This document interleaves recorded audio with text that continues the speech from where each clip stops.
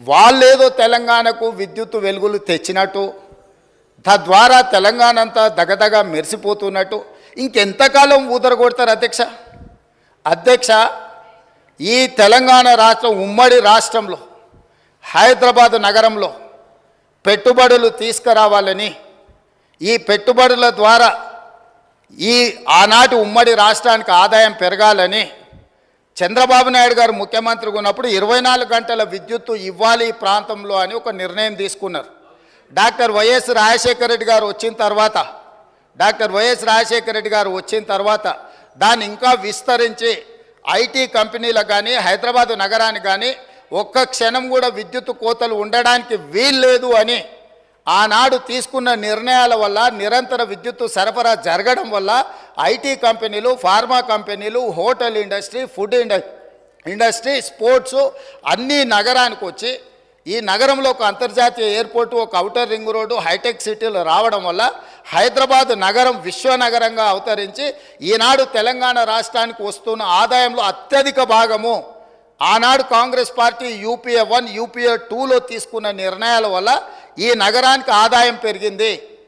కానీ రాష్ట్ర విభజన జరిగినప్పుడు విభజన నియమావళి ప్రకారం ఆస్తులు, అప్పులు జనాభా దామాష ప్రకారం పంచుకోవడానికి చట్టంలో అవకాశం ఉంది అధ్యక్ష.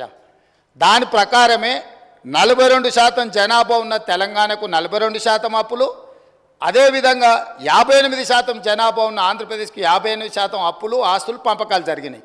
కానీ విద్యుత్తులో మధ్యప్రదేశ్ విడిపోయినప్పుడు, జార్ఖండ్ మధ్యప్రదేశ్ నుంచి విడిపోయినప్పుడు, బీహార్ మధ్యప్రదేశ్ నుంచి కొంత ప్రాంతం విడిపోయినప్పుడు స్పష్టంగా ఛత్తీస్గఢ్, జార్ఖండ్ ఇవన్నీ రాష్ట్రాలు ఏర్పడినప్పుడు ఒక సమస్యను ఎదుర్కొన్నారు. ఆనాడు దిగ్విజయ్ సింగ్ గారు ముఖ్యమంత్రిగా ఉన్నప్పుడు చట్టంలో ఉన్న అంశం ఏంటంటే విద్యుత్తు ప్రాజెక్టులు ఏ ప్రాంతంలో విద్యుత్తు ఉత్పత్తి చేసే సామర్థ్యం ఉన్నదో అవి ఆ ప్రాంతానికే ఇచ్చేసే విధానం ఉంది చట్టంలో. తద్వారా ఆనాడు మధ్యప్రదేశ్ సీరియస్ పవర్ క్రైసిస్ని ఎదుర్కొన్నది.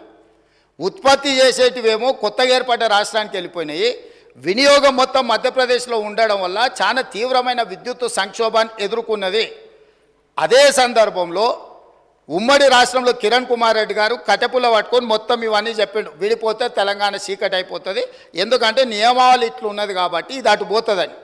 అప్పుడు తక్షణమే తెలంగాణ ప్రాంతం నుంచి పార్లమెంట్ సభ్యులు ఇక్కడనే ఉన్నారు, పొన్నం ప్రభాకర్ గారు, రాజగోపాల్ రెడ్డి గారు, అదేవిధంగా వివేక్ గారు, వీళ్ళందరూ కలిసి నిజంగానే ఈ విధానం వల్ల తెలంగాణకు నష్టం జరుగుతుంది, ఈ ఉత్పత్తి చేసే సామర్థ్యం అంతా ఆంధ్రప్రదేశ్లో ఎక్కువ ఉంది, తెలంగాణలో తక్కువ ఉంది, అందుకే తెలంగాణ ఉద్యమం వచ్చింది కాబట్టి ఈ విధానంతో ముందుకు వెళ్తే తెలంగాణకు నిజంగానే చీకటి రోజులు వస్తాయి, దీన్ని సరిదిద్దాలి అని చెప్పి వీళ్ళందరూ కలిసి ఆనాడు కేంద్ర మంత్రి జైపాల్ రెడ్డి గారి దగ్గర వెళ్ళి కూర్చున్నారు అధ్యక్ష.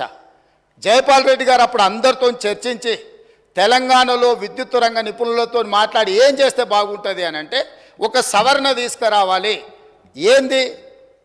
ఉత్పత్తి ప్రాతిపదికన విభజన జరగకూడదు, వినియోగం ప్రాతిపదికన విభజన జరిగినప్పుడు ఉమ్మడి రాష్ట్రంలో తెలంగాణ ప్రాంతానికి అత్యధికంగా ఏదైతే విద్యుత్ వినియోగం జరుగుతున్నదో వినియోగ ప్రాతిపదికన మనకు విభజన జరిగితే తెలంగాణకి ఎలాంటి ఇబ్బంది ఉండదు అని చెబితే హుటాహుటిన జైపాల్ రెడ్డి గారు సోనియా గాంధీ గారి దగ్గరికి, మన్మోహన్ సింగ్ గారి దగ్గరికి వెళ్ళి హైదరాబాద్తో కూడుకున్న తెలంగాణ రాష్ట్రం ఇచ్చిన మనం తెలంగాణకు విద్యుత్తు ఒకవేళ కొరత ఏర్పడితే తెలంగాణ రాష్ట్రం అభివృద్ధి కుంటుపడుతుంది, కుప్పగూలుతుంది అని చెప్పి జైపాల్ రెడ్డి గారు వెళ్ళి కన్విన్స్ చేసి రాష్ట్రం ఏర్పడిన తర్వాత స్పీకింగ్ ఆర్డర్ ఇప్పించండి అధ్యక్ష.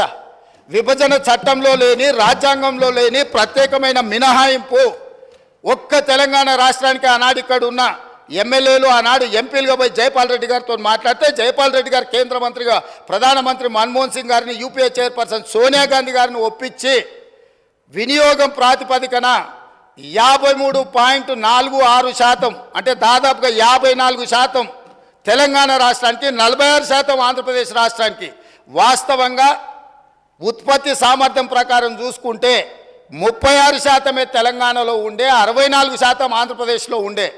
విభజన చట్టం ప్రకారం తెలంగాణకు 36% వచ్చే విధంగా, ఆంధ్రప్రదేశ్కి 64% వచ్చే విధంగా ఉంటే జైపాల్ రెడ్డి గారు తీవ్రమైన కృషి చేసి తెలంగాణ రాష్ట్రానికి 53.46% ఇప్పించి కేంద్ర ప్రభుత్వాన్ని నుంచి ఆదేశాలు ఇప్పించి ఆనాడు తెలంగాణ రాష్ట్రాన్ని చీకట్ల నుంచి కాపాడింది అధ్యక్ష.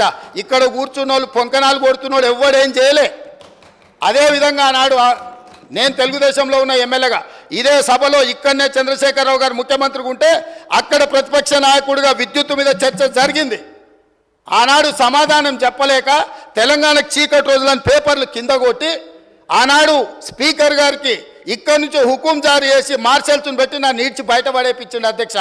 రికార్డులు తీయండి. 2014-15 సందర్భంగా ఆనాడు ఇదే సభలో జరిగిన చర్చలో చంద్రశేఖరరావు గారు ఏ విధంగా సభను తప్పుదో పట్టిస్తుండో